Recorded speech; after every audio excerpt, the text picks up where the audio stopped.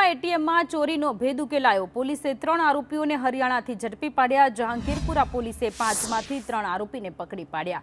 આરોપીઓએ એટીએમમાંથી ₹15 લાખ ચોર્યા હતા। આરોપીઓ પાસેથી 4 લાખનો મુદ્દામાલ રિકવર કરવામાં આવ્યો। પોલીસે 100 જેટલા સીસીટીવી ફૂટેજ તપાસ્યા હતા। આરોપીઓએ ચોરી કરવા કાર ભાડે લીધી હતી।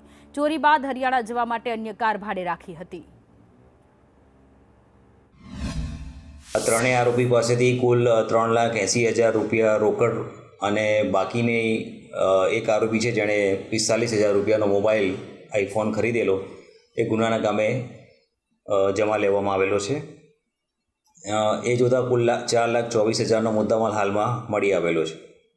3 આરોપી છે જે એ હજી ધરપકડ કરવાના બાકી છે અને બાકીને જે મુદ્દામાલ છે એમની પાસે હોવાનું હાલમાં જણાયેલું છે। ગુનામાં એમણે જે ગાડી વાપરેલી હતી લોકલ એ એમણે અહીંયાથી ભાડે કરેલી હતી અને આ સિવાય જે ગેસ કટરનો ઉપયોગ એમણે કરેલો છે એ ગેસ કટર પણ એમણે અહીંયા સુરત ખાતે આવેથી મેળવેલું હતું।